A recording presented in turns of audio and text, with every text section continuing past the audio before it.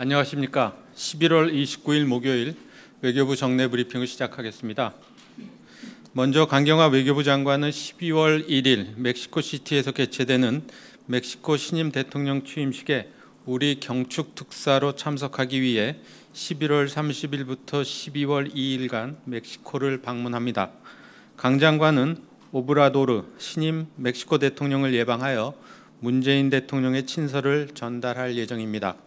또한 마르셀라 에브라르드 멕시코 신임 외교장관과 별도 면담을 갖고 한 멕시코 양국 간 협력 관계 강화 방안에 대해 의견을 교환할 예정입니다. 강 장관의 중남미 핵심 우방국 방문은 양국 정부 간 신뢰와 협력 기반을 공고히 하고 중남미 내 우리 외교 지평을 넓히는 데 기여할 것으로 기대합니다. 아울러 강경화 장관은 11월 29일부터 30일 양일간 파나마를 공식 방문합니다. 강 장관은 11월 30일 파나마 바렐라 대통령을 예방하고 생말로 부통령 겸 외교부 장관과 외교장관 회담을 가질 예정입니다. 이번 회담에서는 한 파나마 양국 간 우호 협력과 분야별 실질 협력 강화 방안에 대해 논의할 예정입니다. 이번 우리 외교장관의 파나마 공식 방문은 한 중미 FTA 당사국이며 중남미의 해운, 금융, 물류 중심국인 파나마와의 협력 관계를 심화 발전시키는 데 기여할 것으로 기대합니다. 다음으로 이태호 2차관은 12월 4일 외교부에서 아우렐리아 프릭 리텐슈타인 외교장관을 면담할 예정입니다. 양측은 한 리텐슈타인 양자 간 경제, 문화, 국제무대 협력 등 주요 현안에 대해 협의하고 한반도와 유럽 정세에 대해서도 의견을 교환할 예정입니다. 프릭 외교장관은 서울 국립고궁박물관에서 개최되는 리텐슈타인 왕가의 보물 전시회 개막식 참석차 방한하는 알로이스 대공세자를 수행하여 방한하였습니다. 끝으로 12월 7일부터 8일까지 양일간 북극 서클 한국 포럼이 롯데 호텔에서 개최됩니다. 우리 정부는 북극의 다보스 포럼으로 평가받는 북극 서클의 지역 포럼을 동북아 최초로 개최하여 북극권 진출을 위한 협력 기반을 강화하는 등 북극권으로 확대된 우리 외교의 지평을 더욱 공고히 할 수 있을 것으로 기대합니다. 이번 포럼과 연계하여 12월 10일부터 14일까지 북극의 미래를 여는 협력 그리고 혁신을 주제로 북극협력 주간이 부산에서 개최되어 책임있는 북극협력 파트너로서 우리나라의 위상 강화에 기여할 것으로 기대됩니다. 이상입니다. 질문 받겠습니다. 네, 김희영 계장님. 대법원에서 손해배상 청구권을 인정하는 판결을 내렸는데요. 이에 대한 정부의 입장이 궁금합니다. 네. 정부는 금일 대법원 판결을 비롯 강제징용 피해자에 관한 사법부의 판단을 존중합니다. 정부는 지난 10월 30일 대법원 판결 이후 정부 내에서 관련 문제들을 다각도로 논의해 왔으며 금일 대법원 판결을 포함 재반 요소를 종합적으로 고려하면서 대응 방안을 마련해 나갈 것입니다. 정부는 강제징용 피해자들의 고통과 상처 치유를 위해 노력해 나갈 것임을 다시 한번 밝히는 바입니다. 아울러 정부는 도움사항과는 별개로 한일 관계의 미래지향적 발전을 위해 계속해서 노력해 나가고자 합니다. 또 질문 받겠습니다.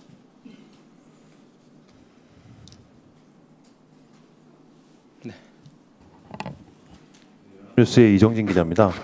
오늘 이번 판결과 관련해서 일본 측이 강하게 이제 반발을 하고 있고요. 저희 이제 일본 대사도 주일 한국 대사도 지금 초치하고 그런 것 같은데 그에 대한 혹시 입장이 있으면 좀 말씀해 주시죠. 네. 상권 분립의 기본 원칙에 따라 행정부는 사법부의 판단을 당연히 존중하여야 합니다. 그럼에도 불구하고 일본 정부가 계속해서 우리 사법부 판결에 대해 과도하게 반응하고 있는 것을 매우 유감스럽게 생각하며 자제를 촉구합니다.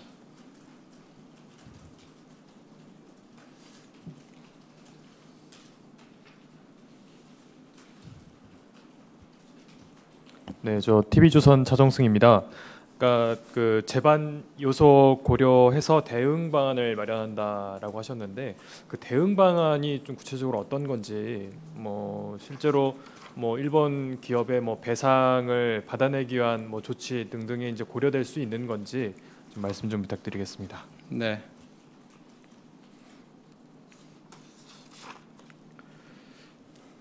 이번 대법원 판결의 전체적인 취지는 강제징용 피해자들의 정신적 피해에 대한 회복이 필요하다는 것으로 이해하고 있습니다. 지난 10월 30일 대법원 판결 이후 관계부처 간 협의를 통해 판결 관련 사항을 검토하고 있고 앞으로도 관계부처 간 협의 및 민간 전문가들의 의견 수렴을 거쳐 대응 방안을 정립해 나갈 예정입니다.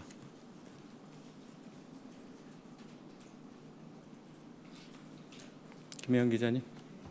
네, SBS 김혜영입니다. 그 민관 공동위 구성과 관련해서 뭐 한때 만들어질 거라는 보도들이 이어졌었는데 이와 관련해서 정부가 어느 정도로 지금 준비가 되고 있는 상황인 건지 말씀 부탁드리겠습니다. 앞서 말씀드린 대로 지난 10월 30일 대법원 판결 이후 관계부처 간 협의를 통해 판결 관련 사항을 검토하고 있고 앞으로도 관계부처 간 협의와 민간 전문가들의 의견 수렴을 거쳐 대응 방안을 정립해 나갈 예정입니다.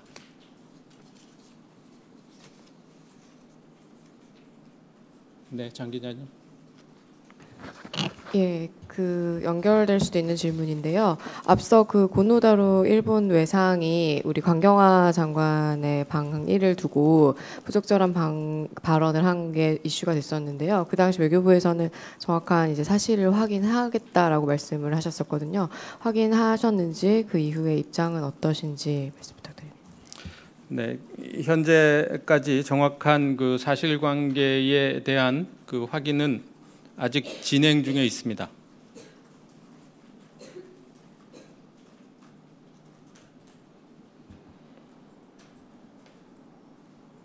네. 그 오늘 저 한 외신에서 RFA에서 그 북한이 우리 쪽에 보낸 송이버섯이 뭐 대북 제재에 위반되는지를 본다 뭐 이런 기사가 나왔는데 네. 그 사실 여부가 그렇다면 우리가 북에 보낸 귤도 지금 대상인지 거기에 대한 외교부의 입장 설명 부탁드립니다. 네.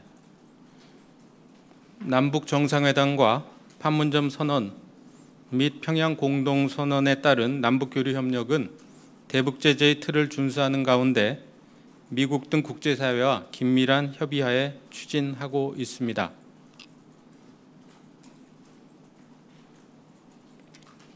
그리고 지금 그 말씀하신 그런 내용은요, 제가 별도로 좀 추가로 설명을 드리도록 하겠습니다. 또 질문 있으십니까? 네, 이상형 기자님. 예, 그동안 이번 달 내에 북미 고위급 회담이 이제 열릴 수 있다라는 여러 관측이 나왔는데요. 지금 시점을 고려하면 사실 이제 이번 달 개최 같은 경우는 불가능해진 상황이 아닌가라는 생각도 듭니다. 앞으로 뭐 12월 달 북미 고위급 회담 혹은 실무회담이 열릴 뭐 정보가 있으시다든가 아니면 뭐 전망 기대 어떻게 갖고 계신지 궁금합니다. 지금 질문하신 내용에 대해서는 제가 드릴 만한 내용이 없습니다.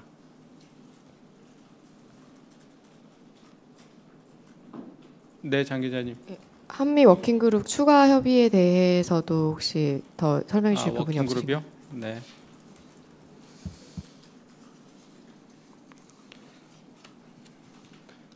다음번 한미 워킹그룹 회의 일정 등 세부 사항에 대해서는 현재 한미 간에 협의 중에 있습니다.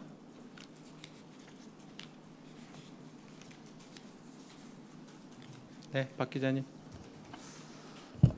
그 오늘 아침에 또 보도를 보면 이 청와대 사측 메일 관련해서도 또 네. 외교부에서도 관련된 이런 비슷한 사례가 있었던 것으로 보도가 된 바 있는데 외교부 내에서 파악하시는 어떤 피해 상황이라든가 혹은 이런 거에 대한 어떤 그 자체적인 입장 있으신지. 네.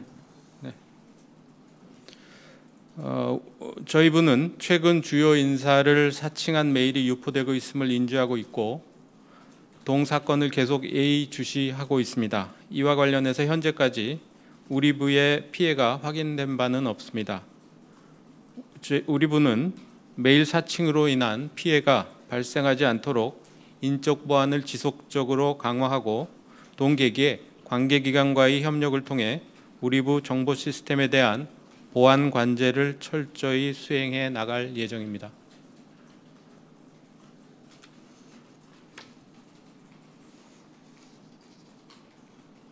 또 질문 있으십니까?